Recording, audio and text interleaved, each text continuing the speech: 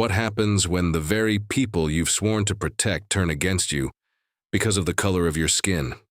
This question haunts every black veteran who has ever worn the uniform of the United States military, served with honor, and then returned home to face the bitter reality that their service meant nothing to those who see only race. Tonight, we tell a story that represents thousands of untold experiences, a narrative that, while dramatized, reflects the harsh truths documented by the Equal Justice Initiative, which has cataloged at least 35 black military veterans who were victims of racial terror lynching from 1865 to 1950. It's a story that echoes through modern courtrooms where Yale Law School has documented how the Department of Veterans Affairs has systematically discriminated against black veterans for decades. This is the story of Sergeant First Class Marcus Thompson, a Marine sniper whose precision with a rifle saved countless American lives in 3 tours of duty overseas. But on a quiet Tuesday evening in Riverside County, California, his military decorations and service record couldn't protect him from the prejudice that runs deeper than respect for the uniform. What started as a routine traffic stop became a federal case that would expose the ugly intersection of police brutality and military service, and ultimately lead to one of the most powerful moments of accountability ever witnessed in an American courtroom. This isn't just Marcus's story. It's the story of every black veteran who has faced discrimination, every family torn apart by systemic racism, and every community that has had to fight for the justice that should be guaranteed to all who serve. It's a story about how sometimes justice comes from the most unexpected places. Marcus Thompson grew up in East Oakland, California, where the sound of gunfire was as common as the morning fog rolling in from the San Francisco Bay. Born in 1985 to a single mother working 2 jobs to keep their family housed, Marcus learned early that respect wasn't given, it was earned. His mother, Patricia, cleaned office buildings at night and worked as a home health aide during the day, her hands perpetually dry from industrial soap and sanitizer, her eyes heavy with exhaustion that never quite faded. The neighborhood where Marcus came of age was a complex tapestry of struggle and resilience. Corner stores were protected by bulletproof glass, and children learned to recognize the difference between fireworks and firearms before they learned their multiplication tables. Yet within this environment, Marcus found mentors in unexpected places. Mrs. Rodriguez, the librarian who stayed late to help him with homework, Coach Williams, who ran the community center's basketball program and insisted that grades came before games, and most importantly, Sergeant Major Jackson, a Vietnam veteran who volunteered at the local recruiting station and saw something special in the quiet teenager with the steady hands and steely focus.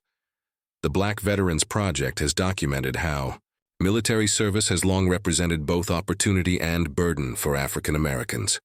For Marcus, the Marines offered a path out of poverty, but more than that, it offered purpose. At 17, he was already 6'2", with the kind of natural marksmanship that made his drill instructors take notice. By 19, he had completed sniper school at Camp Pendleton, earning recognition as one of the top marksmen in his class. The historical context of Marcus's service cannot be ignored. Oxford academic research has shown that black service members continue to face discrimination that dates back generations. During World War II, black soldiers fought fascism abroad while facing Jim Crow segregation at home. In Vietnam, African Psy, Americans comprised 12.6% of combat deaths despite being only 11% of the population. The tradition of black Americans serving with distinction while facing discrimination at home is as old as the Republic itself. Marcus deployed first to Afghanistan in 2007, then to Iraq in 2009 and 2011. His precision with a rifle was legendary among his unit. Confirmed kills that saved American lives, spotting and reconnaissance that prevented ambushes, and training local forces who would continue the fight after American withdrawal. He earned 2 Bronze Stars, a Purple Heart after an IED blast left shrapnel in his left shoulder, and the respect of Marines who initially questioned whether an inner-city kid could handle the pressure of combat. but the man who returned to Oakland in 2012 carried invisible wounds that no metal could heal. Post-traumatic stress disorder affected 11–20% of veterans who served in Iraq and Afghanistan, with rates even higher among those who saw direct combat. For Marcus, the hypervigilance that kept him alive overseas became a burden at home. Sudden noises triggered fight-or-flight responses. Crowds felt threatening. Sleep became elusive, interrupted by dreams that felt more real than waking life. The America that Marcus returned to was grappling with its own demons of racial injustice. The deaths of Trayvon Martin, Michael Brown, and Tamir Rice had sparked a national conversation about police brutality and racial profiling. The Department of Defense's own investigations revealed significant racial disparities in military justice proceedings, with black service members more likely to face courts-martial and receive harsher punishments than their white counterparts. Marcus had hoped that his service would shield him from the worst of America's racial prejudices. He had fought for the flag, bled for the Constitution, and earned the right to be seen as more than the color of his skin. But as he would learn on that fateful Tuesday evening, the uniform comes off, the medals get stored in a drawer, and to some people, a black man is just a black man, regardless of how many times he's put his life on the line for his country. The intersection of military service and racial identity has always been complex in America. Black veterans returning from every major conflict have faced violence, discrimination, and denial of benefits despite their service. From the Red Summer of 1919, when white mobs targeted black World War I veterans, to modern-day disparities in VA benefit approvals, the promise of equality through service has often proven illusory for African Americans. Tuesday, October 15, 2019, began like any other day for Marcus Thompson. After a morning appointment with his VA counselor, one of the few who actually understood combat trauma, he drove his well-maintained 2016 Honda Civic through the suburban streets of Riverside County, heading to his evening job as a security supervisor at a local college. The October sun cast long shadows across manicured lawns and two-story homes that represented the American dream he had fought to protect. At 6:47 p.m., Marcus noticed the flashing red and blue lights in his rearview mirror. His heart rate immediately spiked, not from guilt but from the conditioned response of a black man in America who had learned that traffic stops could be deadly. He had been driving exactly 35 mph in a 35 mph zone. His registration was current, his insurance valid, his hands already moving to the 10 and 2 position on the steering wheel before the officer had even activated his lights. Officer Bradley Stevens, a 5-year veteran of the Riverside County Sheriff's Department, had noticed the Honda because it was traveling suspiciously slowly through what he considered an upscale neighborhood. In his incident report, later obtained through a Freedom of Information Act request, Stevens wrote that the vehicle and driver appeared out of place in the area. This phrase would become central to the federal lawsuit that followed. Marcus pulled over immediately, hands visible, hazard lights activated. He reached slowly for his wallet, announcing each movement as he had been taught by his father, his military training, and painful experience. "Officer, I'm reaching for my driver's license in my wallet, which is in my back right pocket." Officer Stevens approached with his hand resting on his service weapon, a detail captured by his body camera, which would later become crucial evidence. "License, registration, and insurance," Stevens commanded, his tone aggressive from the first word. Marcus complied, his military ID falling out of his wallet along with his California driver's license. "What's this?" Stevens demanded, holding the military ID. "That's my military identification, sir. I'm a Marine veteran." Stevens examined the ID with skepticism, as if the very notion of Marcus being a Marine was suspicious. "What unit?" "1st Battalion, 3rd Marines, sir. Scout Sniper Platoon." What happened next would be analyzed frame by frame in federal court. Stevens, instead of showing the respect typically accorded to veterans, seemed to become more agitated. Later testimony would reveal that Stevens had been passed over for military service due to a criminal conviction in his youth. a resentment that had festered into hostility toward those who had served. "Step out of the vehicle," Stevens ordered. Marcus complied, his hands visible, his movements slow and deliberate.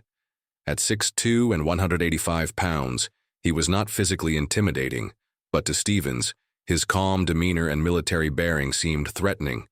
Body camera footage captured Stevens radioing for backup. "I've got a suspicious black male, claims to be military, need additional units." Within minutes, 3 more patrol cars arrived. Deputies Kevin Morrison, Jennifer Walsh, and Sergeant Michael Rodriguez surrounded Marcus, who stood with his hands raised, asking repeatedly, "What did I do wrong?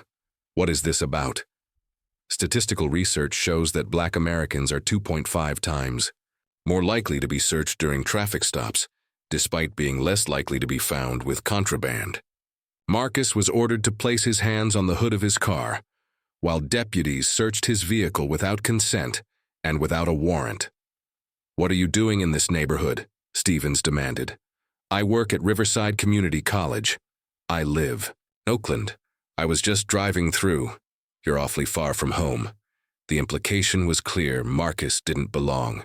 Despite his service record, his clean driving record, his steady employment, and his complete cooperation, he was being treated as a criminal because he was a black man in a predominantly white neighborhood.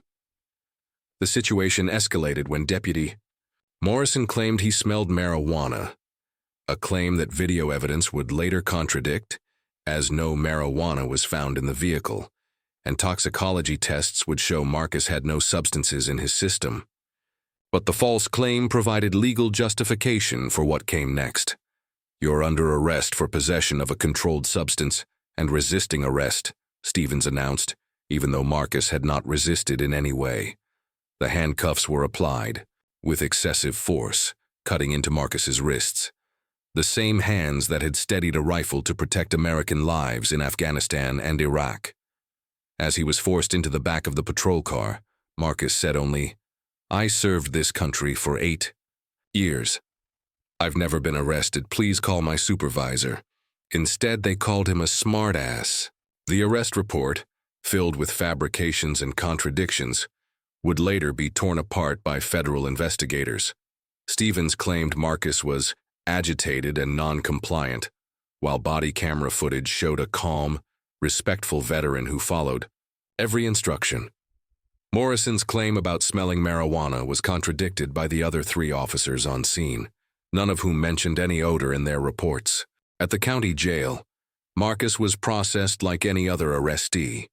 His military service meant nothing to the booking officer who took his fingerprints, or the guard who photographed his injuries from the handcuffs, or the public defender who was assigned to his case and initially planned to plead him out to a lesser charge to avoid trial. The booking process was particularly humiliating for someone who had spent 8 years in an institution that demanded respect for chain of command and proper military courtesy. Guards who should have recognized his service record instead treated him as just another criminal. When he mentioned his military background, one guard laughed and said, "Yeah, and I'm a Navy SEAL." The psychological impact of the arrest began immediately. For combat veterans with PTSD, situations that trigger feelings of helplessness and injustice can be particularly traumatic. Marcus had survived IED explosions, sniper fire, and mortar attacks, but the humiliation of being handcuffed for no crime felt like a different kind of death. The death of his faith in the system he had served. In his cell that first night, Marcus replayed the encounter over and over, searching for what he could have done differently. But the truth was becoming clear. There was nothing he could have done. His crime had been driving while black in a neighborhood where someone decided he didn't belong. As Marcus sat in his cell, still wearing the clothes he had put on for what he thought would be a routine workday, he thought about his mother, about his fellow Marines, about the oath he had taken to defend the Constitution. He had no way of knowing that his arrest had been captured on multiple body cameras, that a federal investigation was already beginning, or that his case would soon reach the desk of a 4-star general who would make it her personal mission to ensure that justice was served. The aftermath of Marcus, Thompson's arrest revealed the labyrinthine challenges that black veterans face when seeking justice in a system designed to protect those who protect it, except when those protectors happen to be black. Initially assigned public defender Sarah Martinez, a well-meaning but overwhelmed recent law school graduate, Marcus faced the prospect of a plea bargain that would have resulted in a criminal record and the loss of his security clearance. Martinez, handling 127 cases simultaneously, spent exactly 12 minutes reviewing Marcus's file before recommending he plead guilty to a reduced charge of disturbing the peace. "The video evidence is problematic," she explained during their first meeting in the cramped interview room at the county jail. "The officers say you were resisting. I never resisted. I did everything they asked. Look, Marcus, I believe you, but juries tend to believe police officers. A conviction on the original charges could mean 3 years. Disturbing the peace is a misdemeanor. You'll do 6 months, maybe get out in 3 with good behavior." But Marcus had not survived 3 combat deployments and earned 2 Bronze Stars. To accept injustice quietly. "I want to fight this." The first breakthrough came from an unexpected source. Dr. Amina Hassan, a civil rights attorney who had been monitoring police brutality cases, learned about Marcus's arrest through a network of veteran advocates. Hassan had built her career on cases exactly like this, decorated service members facing discrimination from the very system they had sworn to protect. Hassan's investigation uncovered a pattern of behavior by Officer Stevens that the Riverside County Sheriff's Department had systematically ignored. Internal affairs records, obtained through persistent litigation, revealed that Stevens had accumulated 17 complaints for excessive force over his 5-year career, 16 of which involved people of color. Not a single complaint had resulted in disciplinary action. Department of Veterans Affairs data showed that black veterans were 29% more likely to have their disability claims denied compared to white veterans, reflecting systemic discrimination that extended far beyond Marcus's case. Hassan understood that this arrest was part of a larger pattern of institutional racism that treated black veterans as threats rather than heroes. Hassan filed a federal civil rights lawsuit under Section 1983, alleging that Marcus's 4th and 14th Amendment rights had been violated. The suit named not only the 4 arresting officers but also the Riverside County Sheriff's Department for maintaining policies that enabled racial profiling. The discovery process revealed damning evidence. Stevens' body camera, which he had forgotten to turn off after the arrest, captured him telling another deputy, "These people think they're better than us because they served. Someone needs to put them in their place." The audio, nearly inaudible but enhanced by federal forensic specialists, would become the smoking gun in the civil rights case. Meanwhile, Marcus struggled with the psychological aftermath of his arrest. Combat veterans with PTSD are already at elevated risk for depression and suicide, and the trauma of racial profiling compounded these challenges. Sessions with his VA counselor became more frequent as Marcus grappled with feelings of betrayal that cut deeper than any physical wound. He had suffered in combat. "I took shrapnel for this country," Marcus told his therapist during one particularly difficult session. "I watched friends die for the flag, and they arrested me for driving while black in a neighborhood where I had every right to be." The case attracted national attention when the American Civil Liberties Union joined Hassan's legal team. News outlets began covering the story, with CNN and other major networks, highlighting the broader pattern of discrimination against black veterans. Veterans organizations, initially slow to respond, began to recognize that Marcus's case represented a threat to all who served. The veterans of foreign wars, the American Legion, and Iraq and Afghanistan Veterans of America issued joint statements, condemning the arrest and calling for accountability. Social media campaigns using hashtags like #Sarshar Veteran Lives Matter and #Sarshar Justice for Marcus gained momentum, with veterans of all races sharing their own experiences with discrimination. However, the resistance Marcus faced was not limited to the legal system. Death threats arrived at his apartment, forcing him to move in with his mother in Oakland. His employer, initially supportive, began to pressure him to drop the lawsuit, fearing negative publicity. Local media outlets published stories questioning his military record and suggesting that his arrest was justified. The psychological toll was immense. Marcus began experiencing panic attacks in public spaces, hypervigilance that made normal social interactions impossible, and a profound sense of alienation from the country he had served. "I feel like I'm fighting two wars," he confided to Hassan during one legal strategy session. "One in court, and one for my own sanity." Yet Marcus's resolve only strengthened with each obstacle. Letters of support arrived from Marines he had served with, including white service members who testified to his character and professionalism under fire. Sergeant Major Jackson, his old mentor from Oakland, organized rallies in support of the lawsuit, bringing together veterans, civil rights activists, and community leaders. The case began to resonate beyond Marcus's personal struggle. Research from the Black Veterans Project showed that 1 in 3 Black service members feared reporting discrimination due to potential retaliation, and Marcus's willingness to fight publicly gave others courage to come forward with their own stories. Community support grew as more details of the case became public. Local churches held prayer vigils for Marcus and his family. Veteran motorcycle clubs organized rides to raise awareness about discrimination against Black veterans.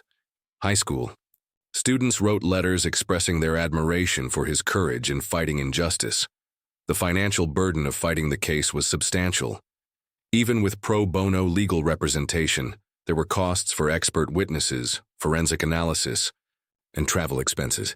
A GoFundMe campaign raised over $150,000 from supporters across the country, including many veterans who saw their own experiences reflected in Marcus's story. As the case proceeded through the federal court system, it became clear that this was about more than one Marine's arrest. It was about whether America would honor its commitment to those who served, regardless of their race. It was about whether the Constitution applied equally to all citizens, including those who had bled to defend it. The federal courthouse in Los Angeles buzzed with tension on the morning of March 3, 2021. Judge Maria Santos presided over a packed courtroom where Marcus Thompson's civil rights lawsuit against the Riverside County Sheriff's Department had finally reached trial. The gallery was filled with veterans, civil rights activists, local media, and curious spectators drawn by the national attention the case had received. Dr. Amina Hassan had spent 18 months building an ironclad case. Body camera footage played repeatedly, showing Marcus's calm compliance contrasted with Officer Stevens's aggressive escalation. Expert witnesses testified about the psychological impact of racial profiling on combat veterans. Statistical evidence demonstrated a pattern of discriminatory enforcement by the Riverside County Sheriff's Department. The prosecution's case was methodical and devastating. Dr. Kevin Washington, a former FBI profiler, testified about the textbook, Signs of Racial Profiling Evident in Stevens's Behavior. The defendant officer exhibited classic indicators of bias-based policing, Washington explained. The initial stop was pretextual, the escalation was unnecessary, and the arrest was retaliatory. Video analysis expert Jennifer Liu walked the jury through the body camera footage frame by frame, highlighting the contradictions between the officer's written reports and what actually occurred. At no point does Sergeant Thompson exhibit any behavior that could be construed as threatening or non-compliant, Liu testified. His military training is evident in his controlled responses and respectful demeanor. Dr. Sandra Martinez, a psychologist specializing in veteran trauma, explained the long-term psychological impact of racial profiling on combat veterans. For someone who has served in combat zones, experiencing injustice from the very system they served to protect creates a unique form of moral injury that can be more devastating than physical wounds. But the defense had resources too. County attorneys argued that the officers had followed protocol, that Marcus's arrest was based on reasonable suspicion of drug possession, and that his race had played no role in their decision-making. They painted Marcus as an opportunist seeking to profit from a routine arrest gone wrong. The turning point came on the third day of testimony, when Officer Stevens took the stand. Under cross-examination by Hassan, Stevens became increasingly defensive and contradictory.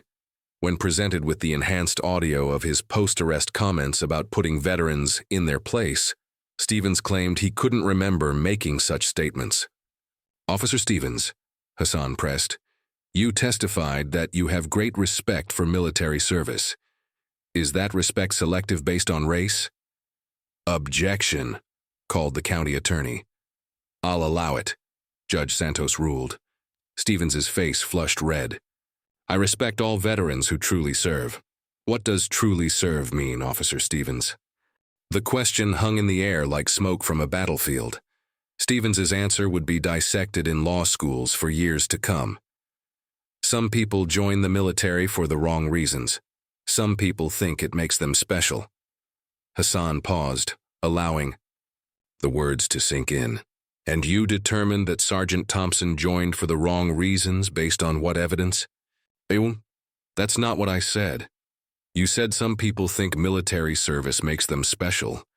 Were you referring to Sergeant Thompson?" He was acting like he was better than me. By complying with your orders? By respectfully addressing you as sir? By providing his identification when requested? Stevens had no answer.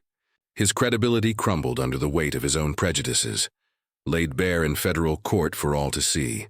The county's case collapsed entirely when Hassan introduced evidence that had been uncovered just weeks before trial. A text message thread between Stevens and Deputy Morrison from the night of Marcus's arrest. In it, Stevens had written, "Finally put one of these arrogant military N-words in their place. Should have stayed in the hood where he belongs." The courtroom erupted. Judge Santos gavelled for order as veterans in the gallery shouted in outrage and reporters scrambled to capture the moment. Marcus, sitting at the plaintiff's table, closed his eyes and took a deep breath, the same centering technique that had steadied his aim in combat. But the most dramatic moment was yet to come. As the lunch recess ended and the afternoon session began, a commotion at the back of the courtroom drew everyone's attention. The bailiff had opened the doors to admit a figure who commanded instant recognition. General Patricia Williams, the first black woman to achieve 4-star rank in the United States Marine Corps, walked purposefully down the center aisle. General Williams, whose illustrious career included commands in Iraq and Afghanistan, had been following Marcus's case closely. She had served as a character witness by deposition, but her physical presence in the courtroom was unexpected and unprecedented. Judge Santos, recognizing the general's rank, stood as she entered. The entire courtroom followed suit. Everyone, except Officer Stevens, who remained seated until his attorney frantically motioned for him to stand. "Your Honor," General Williams announced in a voice that had commanded Marines in combat, "I request permission to address the court." "General Williams, this is highly irregular. Your Honor, with respect, is the arrest of a decorated Marine for the crime of driving while black." Judge Santos, recognizing the historical significance of the moment, nodded slowly. "You may proceed." General Williams turned to face Marcus, came to attention, and rendered a perfect military salute, a gesture of respect from the highest-ranking Marine to a sergeant who had earned it through blood and sacrifice. The courtroom fell silent, the only sound the quiet sobbing of Marcus's mother in the gallery.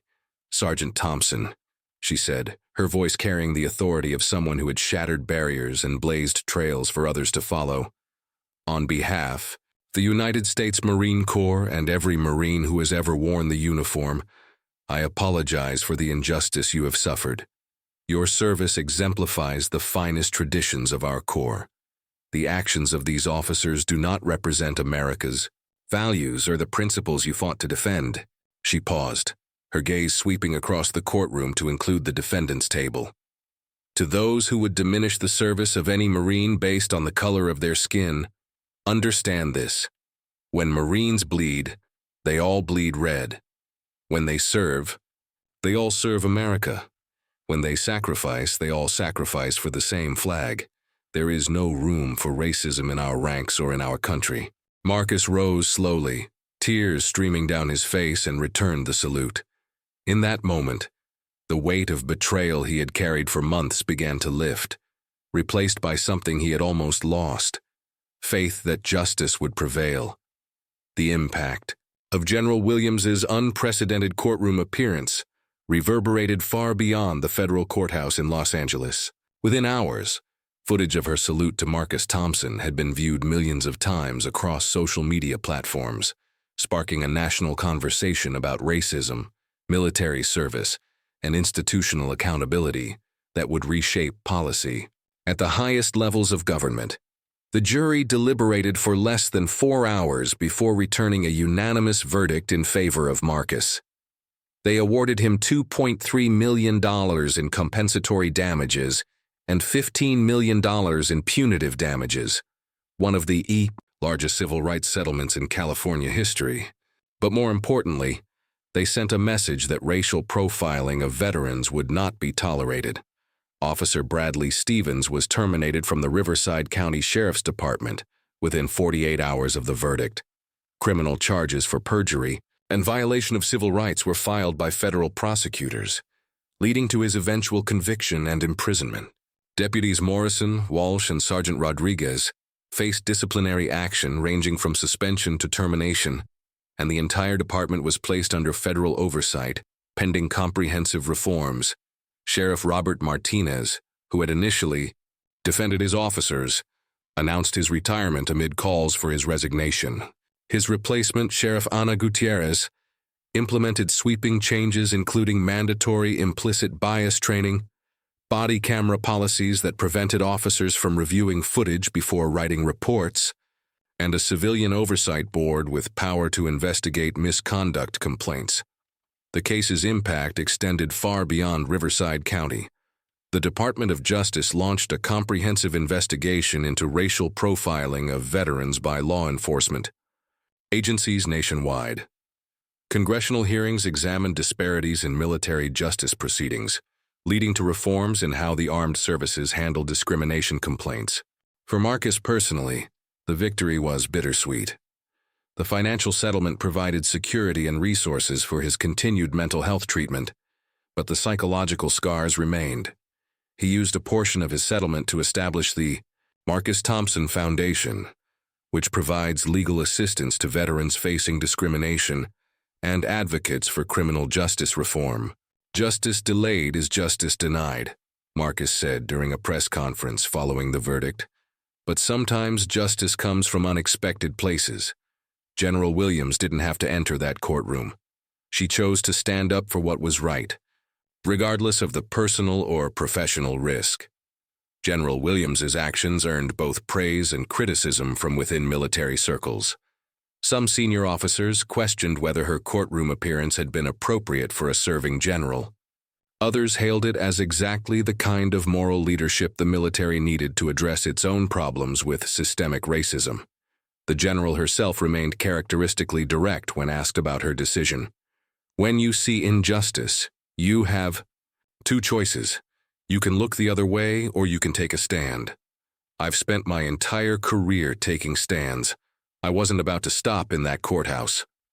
Marcus Thompson's story, while fictionalized in its specific details, represents the lived experiences of countless Black veterans who have faced discrimination despite their service to the country. His case illuminated the uncomfortable truth that wearing the uniform provides no immunity from racism, and that the fight for equality extends far beyond any battlefield. The courage displayed by General Williams in that Los Angeles courtroom, her willingness to risk her career to defend a fellow Marine, reminds us that true leadership requires moral courage, not just military rank. Her salute to Marcus was more than a gesture of respect. It was a declaration that the values our military fights to defend must be upheld at home as well as abroad. Today, the Marcus Thompson Foundation continues its work, having provided legal assistance to over 200 veterans facing discrimination. The Riverside County Sheriff's Department, now under its 3rd sheriff since the case, has become a model for community policing and bias training. Officer Stevens remains in federal prison, serving as a reminder that those who violate civil rights will face consequences. But perhaps the most important legacy of this case is the conversation it sparked about who we are as Americans and what we owe to those who serve. Every veteran, regardless of race, deserves to return home to a country worthy of their sacrifice. Every citizen, regardless of background, deserves equal treatment under the law. Marcus Thompson fought for America overseas and for justice at home. His story challenges us to examine our own prejudices, to stand up against discrimination wherever we find it, and to remember that the fight for equality is never finished. It requires constant vigilance and unwavering courage. In the end, justice isn't just about what happens in courtrooms. It's about what happens in our hearts, our communities, and our commitment to creating the America that our veterans, all our veterans, fought to defend. As General Williams said that day in court, "When Marines bleed, they all bleed red. And when Americans stand for justice, we all stand together."